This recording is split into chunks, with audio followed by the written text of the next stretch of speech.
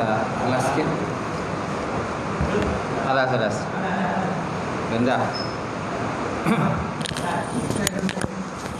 Kita buka majlis kuliah kita malam ni dengan sama-sama membaca kitab ila hadratin Nabi Muhammad Mustafa Rasulullah sallallahu alaihi wasallam wa ala al-kiram wa ashabil izam sya'ullah al-fatihah. A'udzubillahi minasyaitonir rajim.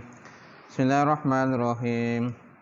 Alhamdulillahi rabbil alamin arrahmanir rahim maliki yaumiddin iyyaka na'budu wa iyyaka nasta'in ihdinas siratal mustaqim siratal ladzina an'amta 'alaihim ghairil maghdubi 'alaihim waladdallin. Amin. Assalamualaikum warahmatullahi taala wabarakatuh. Alhamdulillahilladzi anzala ala abdihil kitab wa lam yaj'al lahu iwaja qayyiman linunzira ba'san syadidan min ladunhu wa yubashshiril mu'minina allazina ya'maluna shalihat anna lahum ajran hasanan makisina fihi abada. Asyhadu an la ilaha illallah wahdahu la syarikalah wa asyhadu anna Muhammadan abduhu wa rasuluh. Allahumma salli wa sallim ala sayyidina wa nabina wa habibina wa maulana Muhammad wa ala alihi wa sahbihi ajmain. Amma ba'd. Qala Allah Subhanahu wa ta'ala fi kitabil azim ba'da auzubillahi minasyaitonir rajim. Bismillahirrahmanirrahim. Yarfa'illahu allazina amanu minkum wallazina utul ilma darajat. Maksudnya Allah Subhanahu wa taala mengangkat orang-orang yang beriman dan berilmu dari kalangan kamu akan beberapa derajat. Wa qala Nabi sallallahu alaihi wa ala alihi wa sahbihi wa baraka wa sallam ma yuridullahu bihi khairan yufaqihu fiddin. Barang siapa dikenaki Allah Ta'ala akan kebajikan dan saya diberikan kefahaman di dalam bidang agama. Alhamdulillah. Yang saya hormati, yang saya muliakan Tuan Imam kita. Kemudian yang saya muliakan juga, tak lupa juga Tuan Bilal, Tuan Siak, pengurusi masjid, jawatan kuasa masjid, sidang jamaah, muslimin muslimat, mukminin mukminat Allah Ta'ala. Alhamdulillah. Kita panjatkan puji dan syukur kepada Ta'ala kerana dengan limpah kurnia serta rahmat daripada Allah kita dapat bersama sekali lagi malam ni tuan-tuan. Hari kita cuti kan. Cuti sempena PKPB ni. Masing-masing pun was-was. Nak on ke tak on? Nak on tak on kan? Jadi tempat-tempat lain pun memang banyak juga kelas-kelas yang tangguh lah. Sebab dia orang pun tak confident nak teruskan ke tidak. Walaupun jawatan agama dah bagi green light lah. Dah bagi green light boleh kuliah. Tapi ada yang macam tak yakin. Tak apalah, kita tak kisah pun. Kan macam tu. Tangguh-tangguhlah. Kan? Macam tu. Dah keadaan macam tu, nak buat macam mana? Betul tak? Baik, insyaAllah malam ni jalan tak benda ni? Jalan? Baik, insyaAllah malam ni kita sambung kitab Mukasyafatul Qulub, menyingkap rahsia hati yang dikarang oleh Imam Ghazali rahimahullah ta'ala. Bab apa tu tuan? Muka surat apa? 162. 162 tajuk dia?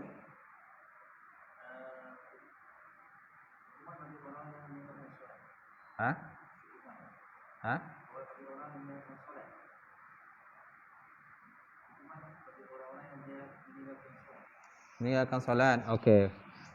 162 bawah sekali ke? Al-Bari mengatakan. InsyaAllah malam ni kita sambung bab hukuman bagi orang yang meninggalkan solat. Hukuman bagi orang yang meninggalkan solat ataupun sembahyang lah.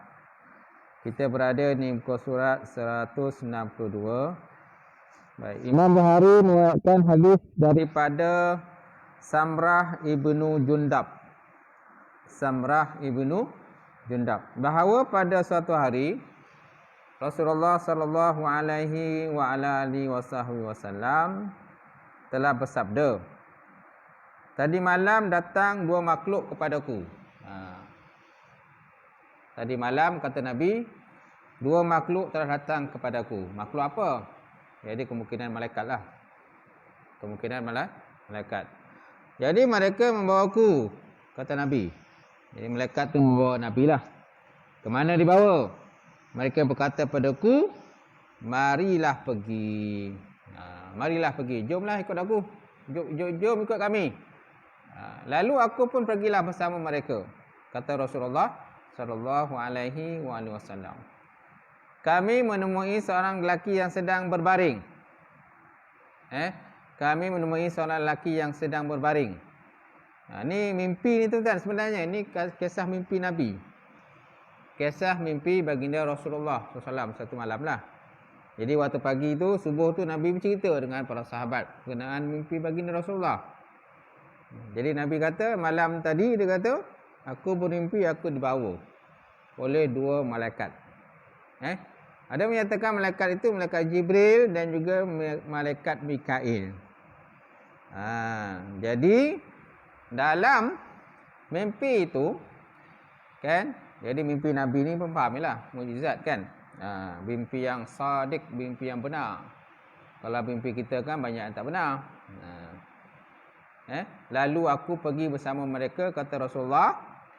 Kami menemui seorang lelaki yang sedang berbaring, sementara orang lain berdiri di atas tubuhnya sambil memegang batu. Ketika orang itu menjatuhkan batu itu ke kepalanya dan melukai kepalanya, batu itu pun berguling-guling. Masya Allah. Batu itu berguling-guling. Jadi ada seorang lelaki berbaring. Ada beberapa orang lelaki yang lain tadi dia pegang batu yang besar, dan batu itu dihempaskanlah kepada orang yang terbaring itu. Jatuhkan kepalanya dan melukai kepalanya. Batu itu berguling-guling. Orang itu tidak kembali kepadanya sebelum sembuh luka di kepalanya seperti sedia kala. Setelah tadi tuan-tuan, orang tadi kembali kepadanya dan melakukan pekerjaan yang sama seperti sebelumnya.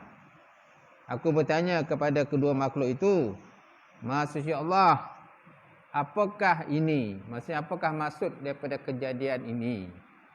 Kata Rasulullah SAW lah. Jadi Nabi lihat dalam kejadian mimpi itu, mana ada beberapa orang yang menghempaskan batu pada lelaki tersebut. Ada riwayat menyatakan bahawa batu tu bila dah hempas ke kepala orang yang terbaring itu, jadi kepala orang tu pecah. Kepala orang itu pecah. Kemudian batu tu berguling-guling, bergolek-golek lah. Kemudian kepala orang itu bercantum semula. Bercantum semula sebagaimana sedia kala. Kemudian orang tadi ambil batu tu semula. Batu orang amal tadi kan, dibaling ataupun dihempas lagi kepada orang yang terbaring tadi. Itulah keadaannya tu, tak berterusan lah. Macam tu. Namun mereka hanya menyatakan, marilah pergi, jomlah kita bergerak lagi lah. Jadi makhluk tu, dia tak menjawab apa-apa pertanyaan Rasulullah SAW. Rasulullah kata, apakah maksud kejadian ini? Jadi malaikat itu tidak menjawab apa-apa. Jomlah kita bergerak lagi lah. Aku pun pergilah bersama mereka, kata Rasulullah SAW. Lalu kami menemui seorang lelaki yang tengkuknya ditunggangi seseorang yang berdiri sambil memegang pengait daripada besi. Masya Allah. Lalu kami menemui seorang lelaki yang tengkuknya ditunggangi seorang yang berdiri sambil memegang pengait besi. Tiba-tiba datang seseorang yang berwajah buruk, lalu mengoyakkan sudut mulut orang tadi hinggalah ke tengkuknya, mengoyak hidungnya hingga ke tengkuknya, dan mengoyak kedua-dua matanya hinggalah ke tengkuknya. Masya Allah tuan-tuan. Itulah kejadian dia. Jadi orang itu dia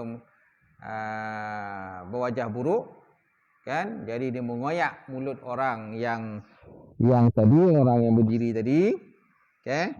Kemudian dikoyak hidungnya hingga ke tengkuk, semua sampai ke tengkuk lah. Kedua-dua mata pun dikoyakkan sampai ke tengkuk. Kemudian dia pindah ke sisi yang lain dan melakukan seperti apa yang dilakukan oleh orang tadi, orang pertama tadi. Dia tidak menyelesaikan pekerjaan itu sebelum orang yang di sebelahnya sembuh seperti sedia kala. Setelah itu dia kembali kepadanya dan melakukan pekerjaan sama. Masya Allah. Dia nak menyatakan tentang azab. Azab siksaan kepada penghuni neraka lah. Nak cerita penghuni neraka sebenarnya. Orang-orang yang tidak taat kepada perintah Allah Subhanahu Wa Taala. Jadi malaikat tadi tugaskanlah. Jadi orang ni dunia dulu apa yang dia buat? Nanti kita lihat kemudian lah. Ini nak cerita tentang azab dahulu. Biasa orang cerita orang melakukan kejahatan apa-apa kan. Lepas tu baru tahu dia punya balasannya. Dalam konteks ni tuan-tuan, Nabi cerita tentang balasan dulu. Baru cerita siapa orang tu. Siapa orang yang melakukan sehingga dia mendapat balasan yang tersebut tadilah. Seterusnya, namun lagi-lagi hanya mereka menyatakan bahawa marilah pergi. Jadi Nabi pun tanyalah dengan malaikat tadi, apakah maksud dengan kejadian yang kedua ini? Jadi mereka kata, jalan lagi lah. Nanti kami jawablah, macam tu maksudnya. Kami jawab kemudian. Lalu mereka pergi dan menemui suatu tempat yang menyerupai dengan dapur. Tiba-tiba terdengar suara bergaduh. Kami melihat ke dalamnya, nampak di dalamnya sejumlah lelaki dan perempuan yang tidak berpakaian. Bertelanjanglah. Tapi jumpa macam satu dapur lah. Macam mana dapur sebenarnya tak tahulah. Dapur kita ni lain sikit pun. Mungkin dapur zaman-zaman dulu kan, macam mana rupa dapur. Dapur kayu tu lah. Tu lah dapur kayu dulu kita. Dulu semua pakai dapur kayu. Sekarang ni semua main tekan-tekan je kan. Semua main tekan je kan. Dulu semua mengambui. Pakai kayu rotah tu. Kayu berdara kan. Ambus pakai teropong. Apa nama teropong tu? Teropong buluh kan. Kalau tak pakai teropong tu tak hidup ke dah. Pakai teropong tu hidup. Tapi muka cantik lah lawa tu. Lepas tu kan. Berdabu yang muka masing-masing. Tu kenangan tu. Budak-budak sekarang ni tak jumpa dah benda tu. Tak jumpa. Sekarang ni cuma potik tokan. Kita dulu macam tu lah dah. Kecil tu kan. Baik tuan-tuan. Seterusnya. Apa yang berlaku tuan-tuan? Kami melihatnya, nampak dalamnya sejumlah lelaki dan perempuan yang tidak berpakaian. Telanjanglah. Lalu api keluar daripada bawah kaki mereka. Nauzubillah. Setiap kali api itu datang kepada mereka, tuan-tuan, mereka lalu ketakutan. Ketakutanlah. Aku bertanya kepada kedua-dua makhluk tadi, kan? Masya Allah, siapakah mereka? Apakah maksud dengan golongan ketiga ni pula? Lalu kedua malaikat tadi kata, marilah pergi, jalan lagi lah. Mana malaikat tak jawab lagi. Jadi mungkin malaikat gumpul soalan. Malaikat gumpul soalan dulu. Kan biasa kita, tak? Dalam forum ke ada ceramah sebagainya kan, kumpul soalan dahulu, nanti jawab kemudian. Ini yang berlaku lah. Kemudian kami pun pergi. Lalu mendapati sebuah sungai yang mengalir air yang berwarna merah. Seperti darah. Di sungai itu tuan-tuan, ada seorang lelaki yang sedang berenang. Lelaki berenang dalam sungai darah. Ketika sampai tepi sungai, dia mengumpulkan batu-batu banyak sekali. Lalu dimasukkan batu tu dalam mulut. Nauzubillah. Apalah makanan masuk dalam mulut kan? Pelik juga kita tertanya juga. Biasa batu ni baling guna nak baling orang. Ni tidak, batu tu diambil, dimakan pula. Ditelan batu tadi. Kemudian dia berenang lagi. Lalu kembali ke situ. Setiap kali dia kembali ke tepi sungai, dia membuka mulutnya dan memasukkan batu ke dalamnya. Masya Allah. Itulah benda yang dia ulang-ulang dia buat. Berterusan macam itulah. Dalam mimpi Rasulullah sallallahu alaihi wasallam tadi tu. Itu mimpi tu tuan. Walaupun di sini tak sebut, tapi riwayat ini disebut dalam kitab yang lain. Nyatakan dalam Riyadhus Shalihin pun ada sebut kisah inilah. Kisah mimpi Rasulullah sallallahu alaihi wasallam menceritakan di para sahabat. Lalu aku bertanya kepada mereka yang dua malaikat tadi, apakah ini? Lalu mereka berkata, marilah kita pergi. Mana pergi? Dia jalan lagi lah. Belum jawab lagi. Masih mengumpul soalan daripada Rasulullah sallallahu alaihi wasallam. Lalu akhirnya kami pergi tuan-tuan dan mendapati seorang yang sangat menjijikkan. Tiba-tiba di sekelilingnya muncul api. Dia bertanya lagi kepada mereka, apakah ini? Lalu mereka pun menjawab, marilah kita pergi lagi. Sama juga jawapannya. Belum juga dijawab lagi. Lalu kami pun pergi menuju taman yang dipenuhi dengan pohon-pohon yang sangat tinggi. Di tengah taman itu berdiri seorang yang berbadan tinggi sekali. Hampir-hampir aku tidak melihat kepalanya yang menjulang ke langit. Semakna orang tu tinggilah. Kepala sampai menjulang ke langit tuan-tuan. Di sekeliling orang tadi tuan-tuan, kan Nabi kata aku melihat ramai kanak-kanak. Anak-anak ataupun kanak-kanak di sekeliling daripada lelaki yang berdiri yang tinggi tadi. Lalu aku bertanya kepada makhluk itu, apakah ini? Apakah maksud daripada kejadian tadi? Lalu mereka berkata, marilah kita pergi. Jalan lagi. Belum jawab lagi. Banyak soalan kumpul ni. Kan? Lalu akhirnya tuan-tuan kami pergi. Pergi jalan lagi. Lalu mendapati sebuah pohon yang sangat besar. Yang sebelumnya tak pernah aku lihat pohon sebesar dan sungguh seindah itu. Pohon yang besar dan juga seindah itu. Kedua makhluk tadi berkata kepadaku, panjatlah pokok itu. Masya Allah. Panjat pokok pula. Jadi disuruh Nabi panjat pokok. Makhluk tadilah. Macam mana gaya memanjat? Wallahualam. Tak tahulah kita. Pokok besar macam mana nak panjat pokok besar kan? Dalam mimpi boleh je jadi. Cuba tuan-tuan mimpi. Panjat pokok besar. Dalam mimpi boleh tak panjat pokok besar? Boleh. Berenang atas air pun boleh. Jalan atas air pun boleh. Jalan atas air dalam mimpi. Tahu tak? Dalam mimpi semua boleh berlaku. Jadi Nabi ni dalam mimpi baginda Rasulullah. Jadi disuruh panjat pokok besar tu kan. Cuma tak tahulah macam mana gaya memanjatnya. Lalu kami pun memanjatnya sehingga melihat sebuah kota dengan limpahan cairan emas dan juga cairan perak. Masya Allah. Nabi panjatlah sama dengan dua malaikat tadi. Lalu kami mendapati sebuah pintu kota. Kami dapati ada satu kota yang besar dan sampai pada pintu kota, lalu membuka pintu kota. Pintu tadi pun tuan terbuka. Dengan izin Allah Ta'ala lah. Lalu kami pun masuk ke dalam pintu tadi. Di situ tuan-tuan, kata Nabi, kami mendapati banyak lelaki. Sebahagian daripada lelaki itu sangat tampan.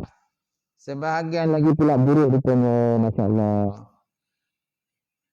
Sebahagian tampan, handsome, lawa kan.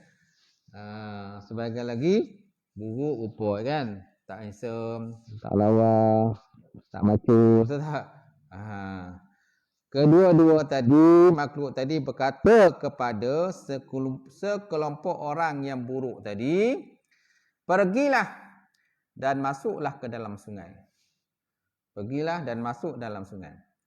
Sungai itu tuan-tuan seluas samudra dan airnya pula putih jernih.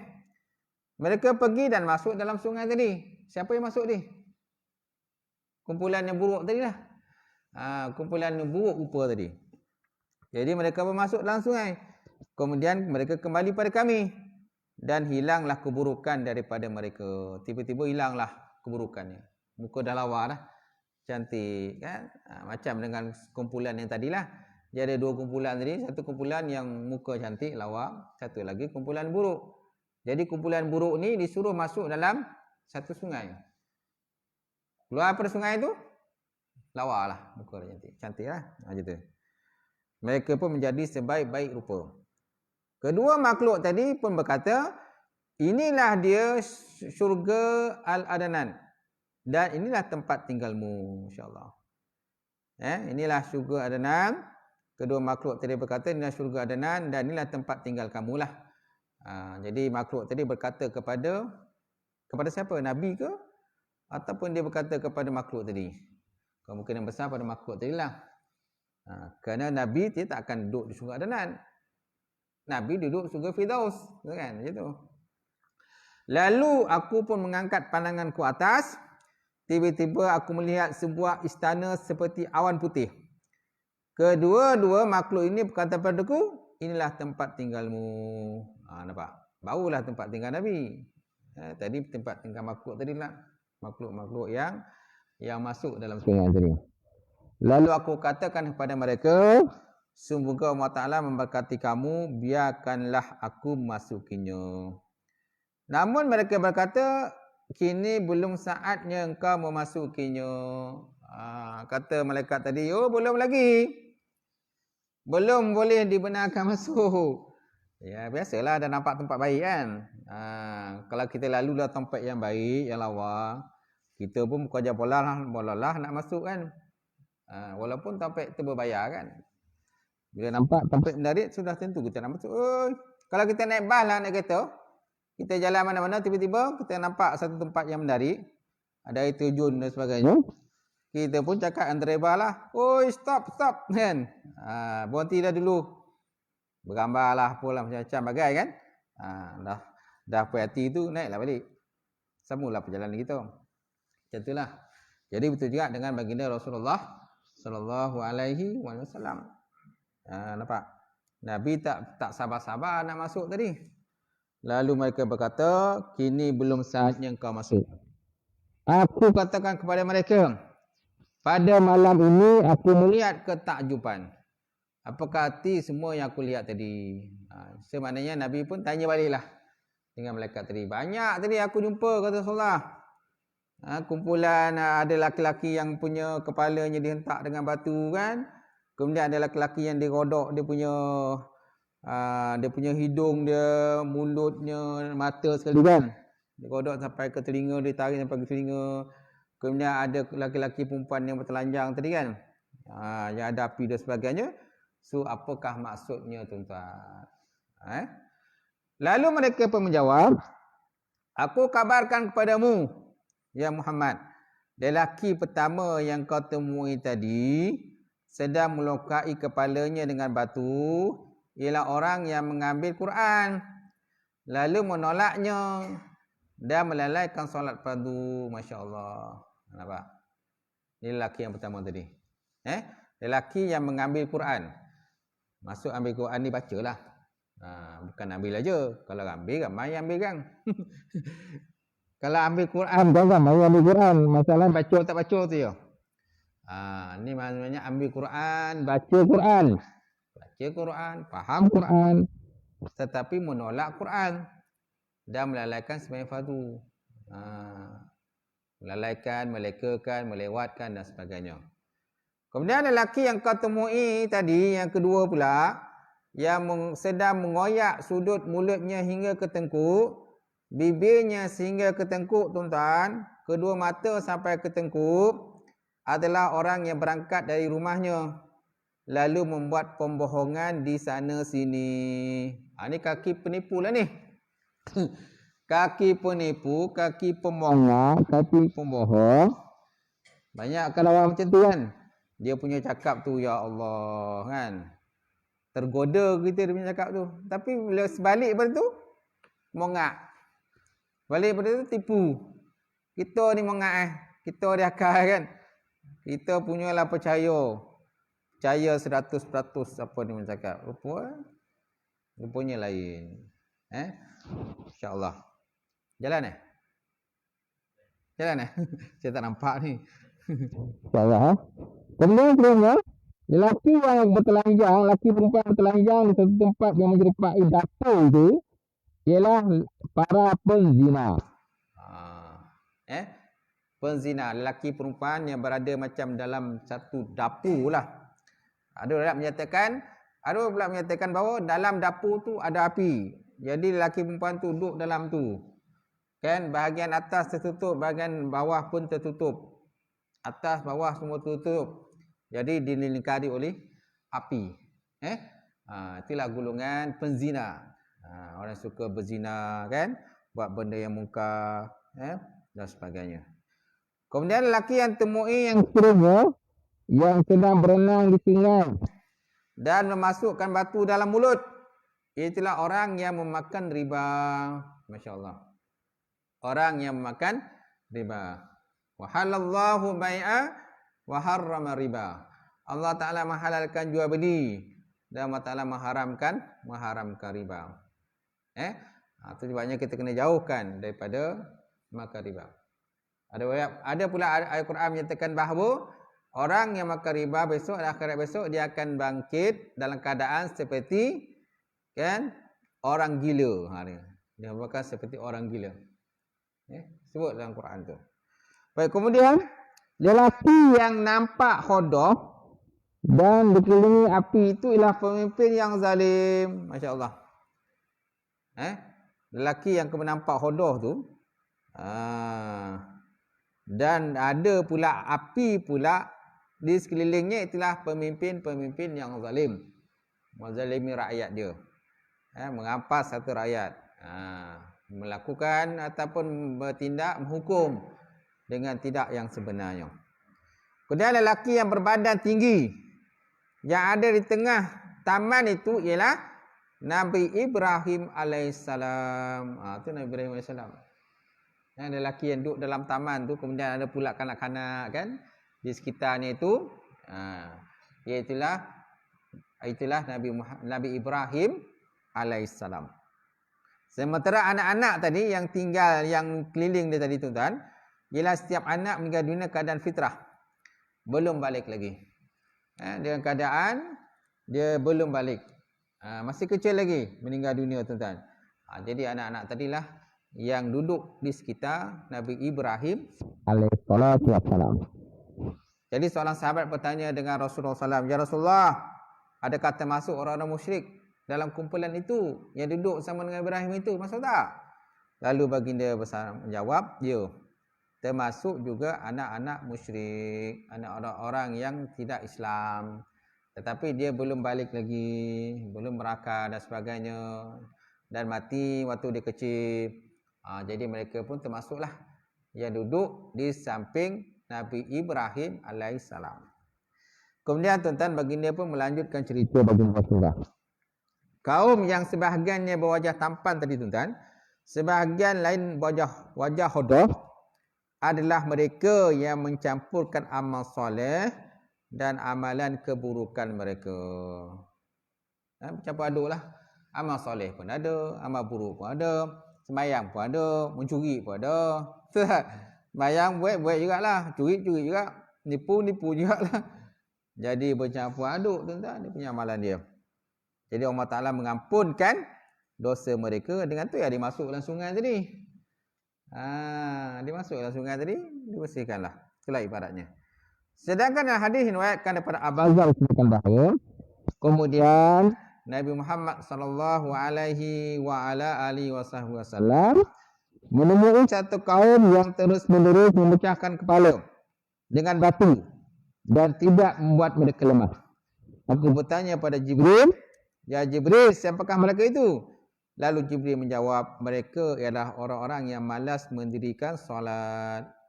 Orang yang malas mendirikan solat. Ini satu riwayat lain lah. Mana kaum tadi kan lelaki yang dihempaskan batu dia kan, yang kisah pertama tadi lah. Itulah lelaki yang itulah orang-orang yang malas. Tak kisah lelaki ke perempuan dan sebagainya. Kadang perempuan pun kadang sama juga pair dengan lelaki kan. Ada juga kalau jenis perempuan yang menipu ni. Bila tanya kenapa tak solat, dia kata uzur. Tapi sebenarnya tak ada uzur pun. Cuma dia malas.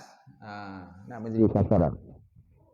Tuan-tuan, Ahmad, Abu Daud dan Nasai, Ibnu Majah dan Hakim meriwayatkan bahawa Rasulullah sallallahu alaihi wasallam telah bersabda, amalan hamba yang pertama kali dihisab pada hari kiamat ialah tentang solat dia. Ini amalan pertama besok. Akan dihisab, ditanya di hadapan Allah Subhanahu wa taala. Ya Ahmad, ya Ali, ya Abu, bagaimana dengan solat engkau? Masa itulah tergagap-gagap nak jawab tu. Siapa yang mendirikan solat dengan baik, jaga waktu dia, mudahlah jawab. Nampak tak? Ni yang tak solat ni lah. Ataupun kadang-kadang buat, kadang-kadang tak buat, kadang-kadang, jarang-jarang dan sebagainya. Besok jawablah. Jawablah di hadapan Allah Subhanahu wa ta'ala. Jadi jika amal salat itu sempurna, ditulis baginya sempurna. Jika salatnya tidak sempurna, maka Allah Ta'ala kepada berkatalah kepada para malaikat, lihatlah apakah kalian menemui pada hamba-Ku solat sunat pula. Tengok pula solat sunat ada tak? Solat wajib memang solat fardu dia memang gongak-gongak kan. Kejap buat, kejap tak buat. Zuhur buat, asar tak buat. Maghrib buat, isyak tak buat. Subuh lagi tak buat. Kadang-kadang mungkin orang kata sembahyang Jumaat aja. Tu nasib baik ada Jumaat. Kalau Jumaat tak ada, kadang yang sembahyang raya je lah. Nasib baik raya. Kalau raya tak ada, kalau raya tak ada, memang tak ada lah macam tu. Baik, tentang apa yang berlaku. Oleh itu sempurnakanlah dengan salat-salat wajibnya. Demikian pula zakat. Kemudian seluruh amalan hisab seperti itu juga. Semua akan ditanya tentang salat dia, tentang zakat dia, tentang puasa dia, tentang haji dia. Semua akan ditanya di hadapan Allah Subhanahu wa taala. Jadi yang pertama sekali tentang sembahyangnya. Kalau sembahyang lulus tu senanglah yang lain. Kemudian mereka juga berkata, kecuali Ibnu Majah meriwayatkan bahawa Rasulullah sallallahu alaihi wa ala alihi wasallam berkata, amalan manusia yang pertama sekali dihisab hari kiamat ialah tentang solat. Lalu Allah Azza wa Jalla berkata, walaupun dia Maha tahu, okay? Jadi Allah Taala berkata kepada malaikat, lihatlah salat hamba-Ku, apakah sempurna ataupun cacat. Jika salatnya sempurna, maka dituliskan salat yang sempurna. Jika salatnya cacat, maka Allah Taala berkata kepada malaikat, lihatlah apakah ada salat sunat. Lihatlah pada hamba-Ku tu ada tak salat sunat. Kalau ada buat sunat, okeylah. Kalau tak buat je lah. Jika ada, sempurnalah. Sempurnakanlah solat-solat wajibnya itu dengan solat-solat sunatnya. Kemudian amalan lain pula dihisab seperti itu juga. Amalan lain macam tu juga. Kan? Rukun Islam ada berapa? 5 perkara kan? Pertama, solat. Yang kedua, zakat. Yang ketiga, saum Ramadan, puasa bulan Ramadan. Yang kelima, wal hajjul bait man istata'a ilahi sabila. Haji ke Baitullah bagi orang yang ada kemampuan pergi ke sana. Yang wajib itu sekali seumur hidup. Sekali seumur wajib. Okey? Yang lain tu semua sunat. Semua sunat. Kalau kita mampu pergilah, tak mampu tak payahlah pergi. Sekali pun cukuplah, semua hidup kita pergi sekali okeylah. Macam tu. Selesailah. Betul tak? Kemudian At-Tayalis. Betul tak? At-Tayalis dan At-Tabrani. Dan juga Ad-Diya dalam kitab Am-Muntarah. Nama kitabnya Abu Muntarah. Diriwayatkan bahawa Rasulullah sallallahu alaihi wasallam telah bersabda, Jibril datang kepadaku daripada sisi Allah Ta'ala. Lalu dia berkata, ya Muhammad, Allah SWT telah berkata, Allah Ta'ala telah mewajibkan pada umatmu solat 5 waktu sehari semalam. Barang siapa yang menyempurnakannya dengan wuduk, waktu-waktunya, rukuk-rukuknya, sujud-sujudnya, aku menjanjikan bagi dia syurga. Aku janjikan syurga pada dia. Kan tetapi sesiapa yang menemuiku setelah dia tidak menyempurnakan dia, Tidak ada janjiku baginya. Jika aku mau, aku boleh menyesa. Dan kalau aku mau, aku boleh bagi rahmat pada dia. Maknanya tidak confirm lah. Masih lagi 50-50 lah. 50-50. Kalau nak confirm 100%, kenalah menyempurnakan. Sembahyang di awal waktu, kan? Sembahyang dengan cara yang betul. Itu sebabnya dalam bab sembahyang ni penting tuan-tuan. Itu sebabnya kita mengaji bab sembahyang ni tak habis-habis. Tak habis-habis mengaji bab sembahyang. Daripada kecil sampai ke tua mengaji bab sembahyang. Tak habis-habis. Daripada kitab tu, kitab ni, kitab tu dan sebagainya. Kan ustaz tu cakap, ustaz ni cakap, ulama tu cakap, ulama ni cakap. Cuma banyak macam tu tentang bab sembahyang. So maknanya bab sembahyang tak pernah habis. Kadang-kadang kita lupa. Bukan tak tahu, lupa. Tahu tak? Sembahyang tasbih. Berapa kali dah? Banyak kali tuan-tuan sebut sembahyang tasbih. Tahu tak? Itu bukan lupa. Bila nak ajak sembahyang tasbih kan, minta lah ustaz, ceritalah balik sembahyang tasbih. Berapa kali nak cerita? Kan? Dulu dah cerita dah. Ramadan dulu dah cerita dah sembahyang tasbih dah. Ramadan ni cerita lagi Betul juga sembahyang raya. Kan sembahyang raya. Kan imam kadang ulang balik kaifiat sembahyang raya, dia kata kan. Imam pun ceritalah sembahyang kaifiat sembahyang raya. Kan? Macam mana lepas sembahyang raya. Solat sunatan li'aidil fitri. Rakaat ini makmuman dia Ta'ala kan. Rakaat pertama berapa kali takbir.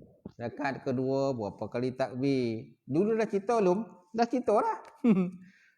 Tahun dulu punya sembahyang dah cerita dah tu. Tahun ni sembahyang raya cerita lagi. Tak? Itu saya cakap tadi. Bab sembahyang tak habis-habis. Tak habis-habis tentang bab sembahyang ni.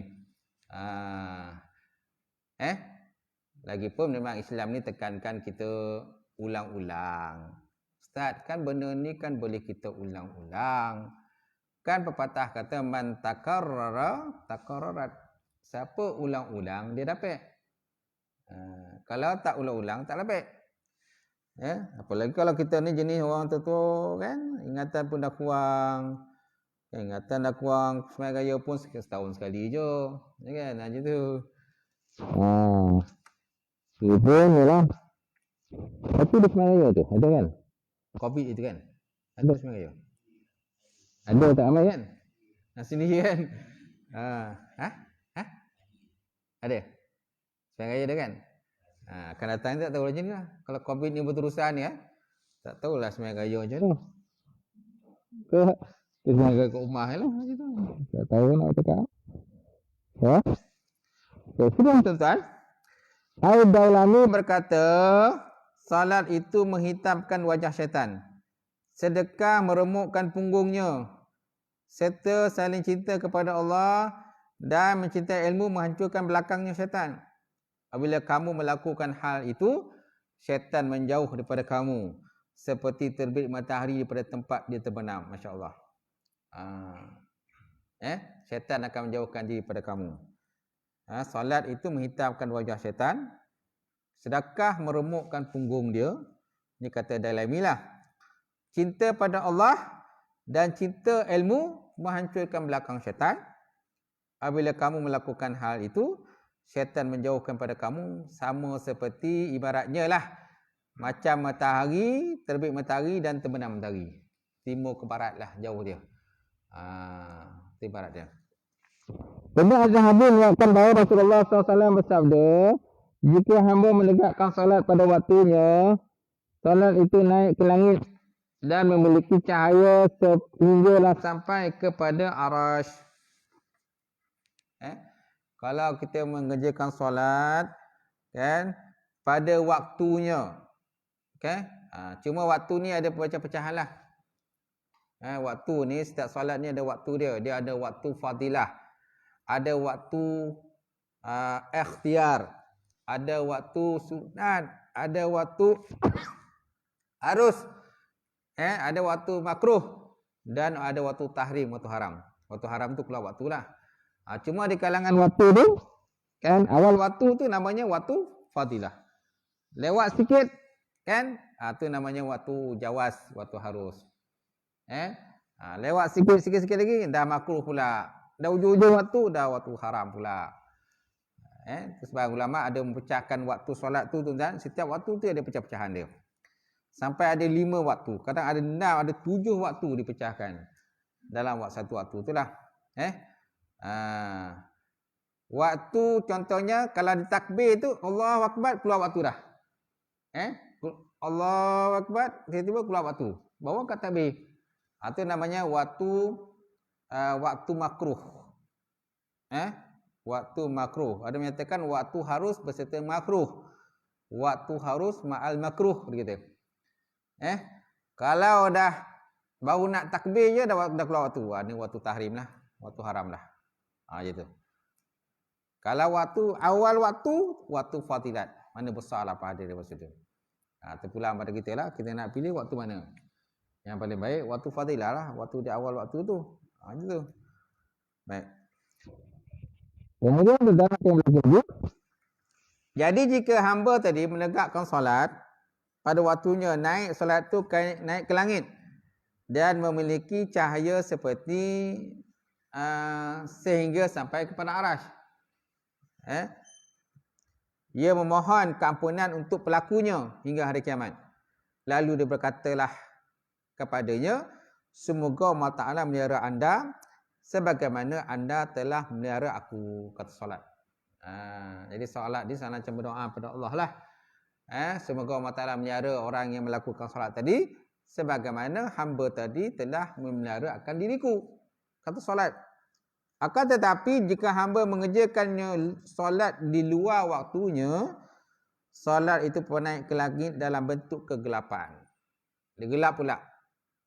Dia tak ada bercahaya macam tadi. Kalau tadi bercahaya-cahaya. Ini solat di luar waktu. Jadi pahala solat tu adalah tapi gelap lah. Jika sampai ke langit, dia dilipat sebagaimana dilipat pakaian. Lalu dipukulkan ke wajah pelakunya. Lalu dipukulkan kepada muka orang yang melakukan solat tadi di luar waktu. Tapi tak nampak lah. Tak nampak lah ataupun tak terasa lah. Bila tak terasa tu yang biasa buat tu. Bila tak terasa kena pukul dia malaikat, tu yang kata lazim sembahyang masih keluar waktu tu. Subuh pun subuh gajah kan. Kadang pueh kan, mak ayah kojut dia tak juga bangun dia. Lagi ditarik selimut dia. Kan? Kita tutup kipas. Okay, dia bangun sekejap buka kipas. Kita tutup aircon, dia bangun sekejap buka aircon. Lepas tu kamu tidur balik. Tarik selimut balik. Okay? Itulah antara sifat di kalangan manusia ni, perangai macam itulah. Kemudian diriwayatkan dalam sebuah hadis lagi, barang siapa meliharakan solat, Allah Ta'ala memuliakannya dengan 5 perkara. Tuan-tuan. Pertama, dihilangkan daripadanya kesempitan hidup dan seksa tubuh. Masya Allah. Allah Ta'ala peliharakan pada dia, Allah Ta'ala muliakan dia dengan 5 perkara. Pertama, dihilangkan daripadanya sempit hidup dan juga seksa kubur. Allah Ta'ala memberikan kepada kitabnya dengan tangan kanan. Kitab amalannya besok dapat dengan tangan kanan. Dapat dengan tangan kanan. Akan tetapi kemudian diperjalankannya di atas titian siratal mustaqim seperti kilat yang menyambar, dan masuk syurga pula tanpa ada hisab. Masya Allah. Masuk syurga tanpa dihisab oleh Allah Ta'ala, tanpa oleh malaikat. Akan tetapi barang siapa merenungkan solat, Allah Ta'ala menyiasakan dengan 15 jenis siksaan. 15 jenis siksaan. 5 jenis diberikan di dunia. 3 jenis ketika nak mati. 3 jenis dalam kubur. Dan 3 lagi ketika dikeluarkan daripada kubur. 3 lagi dikeluarkan daripada kubur. Balasan diberikan dunia, antaranya lah dicabutkan keberkatan daripada umurnya. Dicabutkan keberkatan pada umur. Umur panjang tapi berkat tak ada. Akhlak teruk, perangai teruk. Umur panjang. Kemudian dihapuskan tanda orang soleh daripada wajahnya. Tak ada rupa orang soleh. Kan? Muka orang tak soleh. Bunyi kan? Masam ni muka kan? Tak ada rupa orang soleh langsung. Setiap perbuatan baiknya tidak diberi pahala Allah Ta'ala. Yang ketiga, tak beri pahala. Allah Ta'ala tidak angkat doanya ke langit.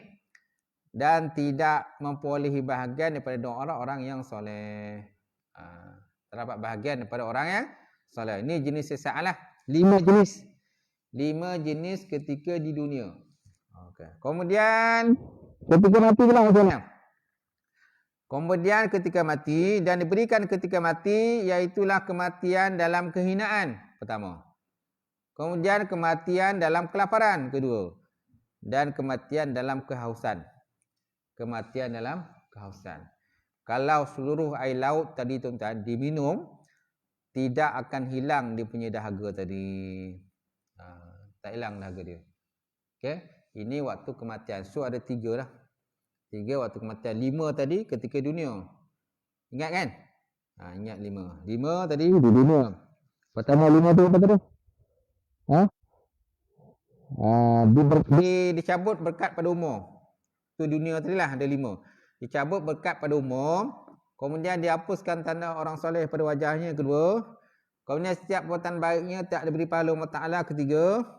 Yang keempat tidak diangkat doa ke langit. Yang kelima tidak memperolehi bahagian doa orang-orang yang soleh. 5 lah ketika dunia kan. Balasan dunia. Balasan waktu mati. Kematian dalam kehinaan 1. Kedua, kematian dalam kelaparan 2. Yang ketiga, kematian dalam kehausan. So 3. Ada 3.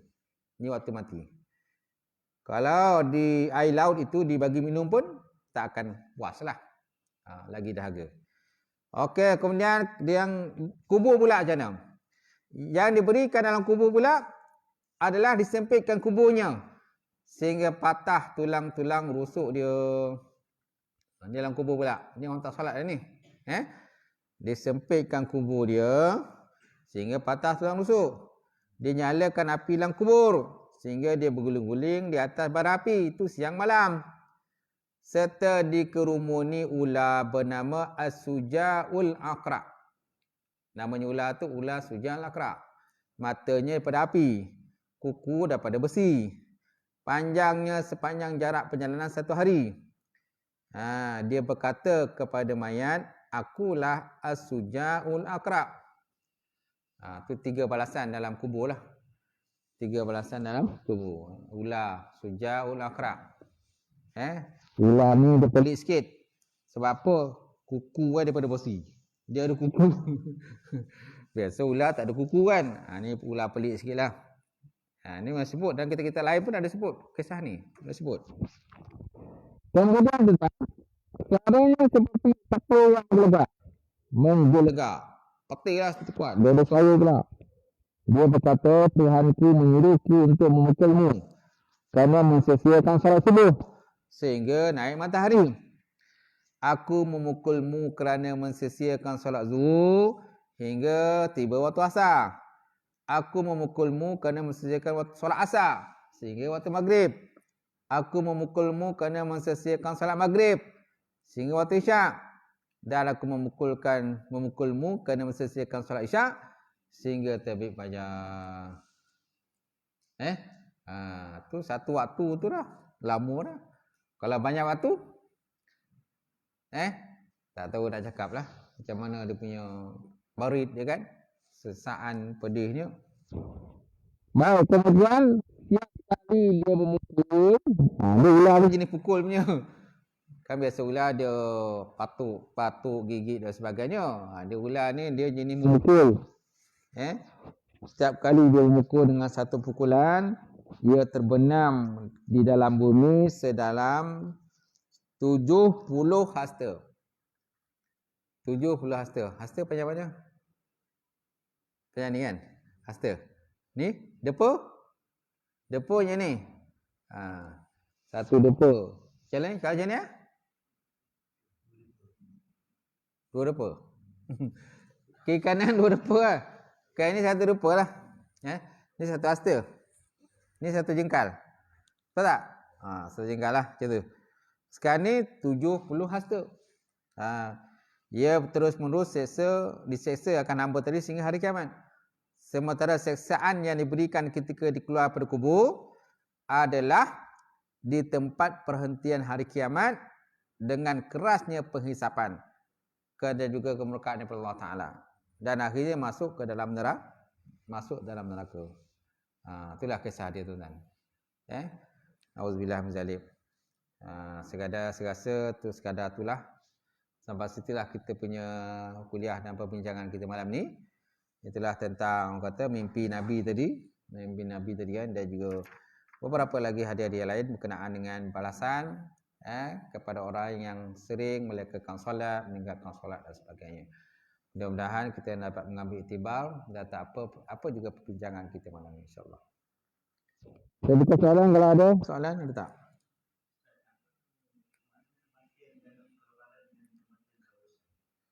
Mana dia? Kematian dalam kelaparan. Ialah mati dalam keadaan lapar lah. Bukan mati dalam keadaan kenyang. Mati dalam keadaan lapar. Benar tadi? Diberikan ketika mati dalam kehinaan. Kematian dalam kelaparan dan kematian dalam kehausan. Nakkan pada air. Nak air kan, nakkan lapar, keadaan lapar macam itulah. Itulah balasan dia. Maksud dia nak mati lah, meninggal dunia tu. Kerana setiap orang meninggal dunia ni macam-macam keadaan masing-masing lah. Macam-macam keadaan masing-masing. Dan masa tu pula ada orang menyatakan bahawa syaitan menggoda. Syaitan menggoda kan, syaitan bawa air dan sebagainya. Kalau kamu nak air, syaitan kata saya boleh minum. Saya bagi aku minum, bagi kamu minum lah, saya bawa air ni. Tapi kau dengan syarat kau sembah aku lah, kata syaitan. Kau mengaku tu aku ni sebagai Tuhan, baru aku bagi air. Kalau tak dapatlah air. Sebab apa? Manusia masa tu kehausan. Nakkan air macam tu. Syaitan pun menggoda. Okey? Lain soalan?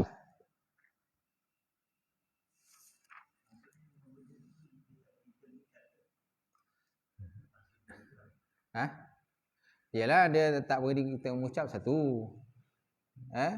Dia minta kita ya orang mati ke masa tu dalam keadaan kehausan. Orang haus ni dia nak air. Nak air kan? Jadi siapa yang nak air mestilah menyatakan bahawa aku ni Tuhan pada kamu. Aku ni Tuhan. Kamu naklah mengaku ni sebagai aku sebagai Tuhan. Bawa aku bagi air. Kalau tak, aku tak bagi air. Macam tu. Syaitan akan menggoda lah masa tu. Dan ada pula yang menyatakan bahawa syaitan dia akan muncul menjadi orang-orang yang kita kasih dan kita sayang waktu tu. Siapa orang kita kasih sayang waktu tu? Ibu kita. Maka syaitan menyerupai ibu kita. Dan ibu kita tadi, kononnya ibu kita lah. Maka ibu kita tadi pun mengajak kita, jomlah kita masuk agama Yahudi. Agama Yahudi lah agama yang benar. Jomlah kita masuk agama Yahudi. Matilah keadaan Yahudi. Macam Kemudian ada pula syaitan yang muncul seperti ayah kita. Ayah kita kan. Maka dia kata, ayah kita pun kata, masuklah agama Nasrani. Dia kata. Maksudnya ialah agama yang benar. Jomlah masuk agama Nasrani. Sedangkan tu syaitan sebenarnya, bukan ayah kita. Jadi dia menyerupai orang yang kita kasih dan kita sayang. Sehingga anak kita pun boleh. Dia boleh menyerupai anak kita. Dia boleh menyerupai isteri kita. Dia boleh menyerupai suami kita. Siapa orang kita kasih? Tapi dalam ajak tu, dia ajak benda lain, benda tak elok. Masuklah agama Yahudi, masuklah agama Nasrani, masuklah agama tu, agama ni sebagainya. Mati dalam keadaan, jangan mati macam Islam. Jangan mati Islam, mati dalam keadaan kafir. Itulah agama yang paling baik. Itu sebenarnya syaitan. Dia goda masa tu. Itu perkara itu disebut dalam kitab Imam Qutubi berkenaan dengan tentang bab-bab kematian. Habis tuan-tuan? Ada lagi soalan? Tak ada? Habis. Auzubillahi minasyaitonirrajim. Bismillahirrahmanirrahim. Alhamdulillahirabbil alamin wassalatu wassalam ala syafi'i amsalin wa ala alihi washabihi ajmain. Allahumma zidna ilman nafi'a wa yaqina as-sadiqa wa lam taqabbala wa rizqan halalan mubarakatan katsira wa siyana fataya alim nawilana qulubana binuri ma'rifataka wa ftahna ala arifin. Allahumma faqina bidin, Allahumma faqina bidin, Allahumma ja'al hadza jam'an marhuma wa tafarruqana min ba'di tafarruqan ma'suma. Rabbana iftah bainana wa baina qaumina bil haqq wa anta khairul fatihin. Rabbana faghfir lana dzunubana wa kaffi 'anna sayyi'atina wa tawaffana ma'al abrar. Rabbana atina fid dunya hasanah wa fil akhirati hasanah wa qina azabannar. Subhana rabbika rabbil izzati amma yasifun wa salamun alal mursalin alhamdulillahi rabbil alamin. Qabarallahu minkum.